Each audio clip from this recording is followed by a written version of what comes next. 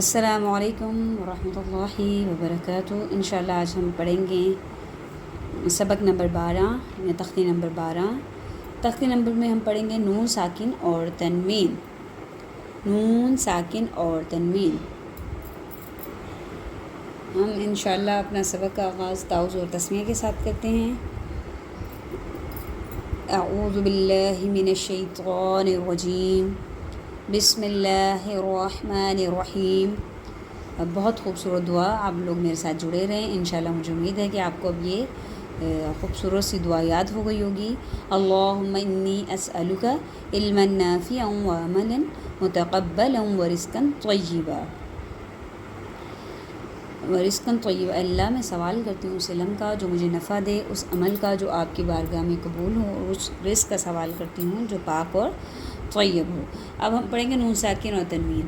تو انشاءاللہ ہم لوگ یہ سب کچھ پڑھتے ہوئے آئے ہیں، لیکن میں آپ لوگوں کی ذہن نشی کروانے کے لیے میں آپ کو دوبارہ ریپیٹ کروا دیتی ہوں کہ دو زبر دو زیر دو پیش کو تنوین کہتے ہیں۔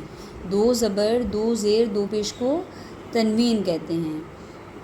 دو زبر دو زیر دو پیش کو کیا کہتے ہیں؟ تنوین کہتے ہیں۔ اور میں نے آپ کو کہا کہ جس لفظ پر جزم ہو اسے ساکن حروف کہتے ہیں۔ پہلے جزم کسے کہتے ہیں؟ دال جیسی شکل کو جزم کہتے ہیں۔ دال جیسی شکل کو، جیسے دال جیسی شکل بنی ہوتی ہے اس کو جزم کہتے ہیں، اور جس لفظ پر جزم ہو وہ ساکن حروف ہوتا ہے۔ اسی طرح اگر نون پر جزم ہے تو وہ نون ساکن ہے۔ تو نون ساکن اور تنوین کے قاعدے پڑھنے ہیں۔ اب نون ساکن اور تنوین کی آواز جو ہے وہ متشابہ ہوتی ہے، ایک جیسی ہوتی ہے۔ مثال کے طور پر حمزہ نون زبر بھی ان ہوتی ہے، اور حمزہ دو زبر کی آواز بھی ان ہوتی ہے۔ اسی طرح حمزہ نون زیر کی آواز بھی ان ہوتی ہے، اور حمزہ دو زیر کی بھی آواز ان ہوتی ہے۔ اسی طرح حمزہ نون پیش کی آواز ان ہوتی ہے، اور حمزہ دو پیش کی آواز بھی ان ہوتی ہے۔ تو انشاءاللہ آج ہم پڑھیں گے نون ساکن اور تنوین۔ جس نون پر جزم ہوگی وہ نون ساکن ہوگا، جس نون پر جزم ہوگی وہ نون ساکن ہوگا، نون ساکن۔ اور دو زبر دو زیر دو پیش کو تنوین کہتے ہیں۔ انشاءاللہ میں امید کرتی ہوں کہ جو لوگ میرے ساتھ حروف تہجی کے ساتھ جڑے ہوئے ہیں، حروف تہجی کے ساتھ جڑے ہوئے ہیں، وہ ان کو انشاءاللہ اپنی اصلاح کرنے میں آسانی ہو گئی ہوگی، کافی حد تک ان کے قرآن پڑھنے میں بہتری ہو گئی ہوگی۔ تو انشاءاللہ اور جو لوگ نئے ہیں وہ لوگ بھی اپنی اصلاح کے لیے میں نے تمام ویڈیو جو ہیں وہ اپلوڈ کر دی ہیں، تو آپ ان کو دوبارہ سے سنیں، پڑھیں، تو انشاءاللہ آپ کے لیے بھی آپ کو بھی قرآن صحیح تجوید سے پڑھنے اور اس کو سمجھنے میں آسانی ہو جائے گی۔ تو ہم انشاءاللہ قرآن کو صحیح تجوید کے ساتھ پڑھیں گے، صحیح ادائیگی کے ساتھ پڑھیں گے تو ہمارے لیے بہت بہتر ہوگا۔ تو انشاءاللہ ہم اپنے سبق کا آغاز کرتے ہیں۔ میں نے آپ کو بتایا کہ آج ہم پڑھیں گے تختی نمبر 12 نون ساکن اور تنوین۔ نون ساکن ہم نے سمجھ لیا، تنوین بھی ہم نے سمجھ لیا۔ اب نون ساکن اور تنوین کے 4 قاعدے ہیں۔ جو لوگ بالغان اپنی اصلاح کرنا چاہ رہے ہیں وہ اپنے ساتھ کاپی پینسل رکھ سکتے ہیں تاکہ وہ اپنی جو باتیں نوٹ کرنے والی ہیں وہ نوٹ کر لیں۔ نون ساکن اور تنوین کے 4 قاعدے ہیں۔ نون ساکن اور تنوین کے 4 قاعدے ہیں: اظہار، ادغام، اقلاب اور اخفا۔ نون ساکن کے 4 قاعدے ہیں: اظہار، ادغام، اقلاب اور اخفا۔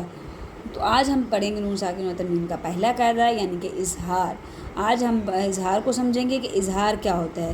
آج ہم پڑھیں گے اظہار۔ اظہار، اب نون ساکن اور تنوین کے قاعدے ہونے کے لیے شرط یہ ہے کہ نون ساکن اور تنوین کا ہونا لازم ہے۔ نون ساکن اور تنوین کا ہونا لازم ہے۔ نون ساکن اور تنوین کے بعد اگر حروف ہلکی میں سے کوئی لفظ آ جائے تو وہاں اظہار کا قاعدہ ہوگا، یعنی نون ساکن اور تنوین میں غنہ نہیں کریں گے بلکہ ظاہر کر کے پڑھیں گے۔ بلکہ کیا کریں گے؟ ظاہر کر کے پڑھیں گے۔ نون ساکن اور تنوین کے بعد دیکھیں، میں نے آپ سے کہا کہ نون ساکن اور تنوین کے قاعدے میں نون ساکن اور تنوین کا ہونا ضروری ہے۔ نون ساکن اور تنوین کا ہونا ضروری ہے، شرط ہے اس قاعدے کے لیے۔ ان 4 قاعدوں کے لیے نون ساکن اور تنوین کا ہونا شرط ہے۔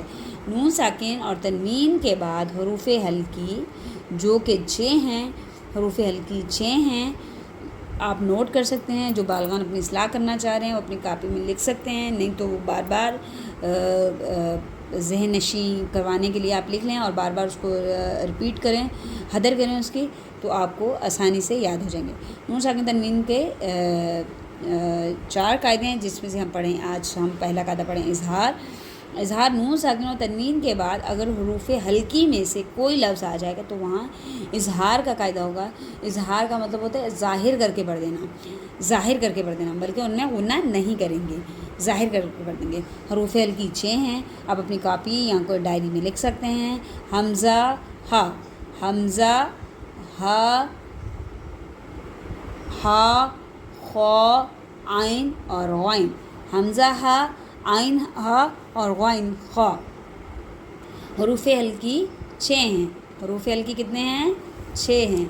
حمزہ ہا اور عین ہا اور غین خا، حروف ہلکی 6 ہیں۔ حمزہ ہا، ہا، خا، عین اور غین، یہ آپ نوٹ کر لیں۔ نون ساکن اور تنوین کے بعد اگر حروف ہلکی میں سے کوئی لفظ آ جائے گا تو وہاں اظہار کا قاعدہ ہوگا۔ اظہار کا قاعدے سے مراد وہاں ہم ظاہر کر کے پڑھیں گے۔ مثال کے طور پہ میں آپ سے چند الفاظ جو ہے آپ کی ذہن نشین کرواتی ہوں، آپ کو بتاتی ہوں، اس کو سمجھنے میں آپ کے لیے آسانی ہو جائے گی۔ جیسے نون ساکن تنوین کے قاعدے نا، اب دیکھیں اس نون کے اوپر جزم آ گئی، دیکھیں لفظ ہے، یہ لفظ آپ کو نظر آ رہا ہوگا سامنے، ان ام تا، دیکھیں نون ساکن ہو گیا کیونکہ نون کے اوپر کیا ہے؟ جزم ہے، نون کے اوپر کیا ہے؟ جزم ہے۔ نون ساکن کے بعد حروف ہلکی میں سے، حروف ہلکی میں بتائیں عین ہے نا، تو عین آ گیا، حروف ہلکی کے بعد عین آ گیا تو وہاں یہاں پر اظہار کا قاعدہ ہوگا۔ نون ساکن اور تنوین کے بعد، یہاں پر صرف نون ساکن ہے، اب تنوین کی مثال ہم آگے انشاءاللہ دیکھتے ہیں۔ نون ساکن کے بعد حروف ہلکی میں سے کوئی لفظ آ جائے گا تو وہاں اظہار کا قاعدہ ہوگا۔ جیسے حمزہ نون زبر ان، عین میم زبر ام، ان ام تا زبر تا، ان ام تا، ان ام تا،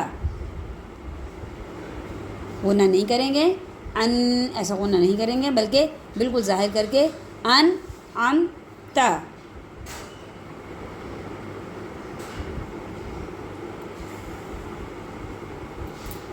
جیسے ان ام تا، بالکل غنہ نہیں کریں گے بلکہ ظاہر کر کے پڑھ دیں گے، ٹھیک ہے؟ ان ام تا۔ آگے ہم دوبارہ آگے کچھ مثالیں اور دیکھتے ہیں نون ساکن اور تنوین کے اظہار کی، ہم اور چند مثالیں دیکھتے ہیں۔ اور آپ قرآن پڑھیں تو اب اس میں دیکھیں، نشان لگا لیں کہ کہاں کہاں پر اظہار کا جو ہے وہ قاعدہ ہو رہا ہے، تو آپ کے لیے آسانی ہو جائے گی۔ چند مثالیں ہم اور دیکھتے ہیں اظہار کی۔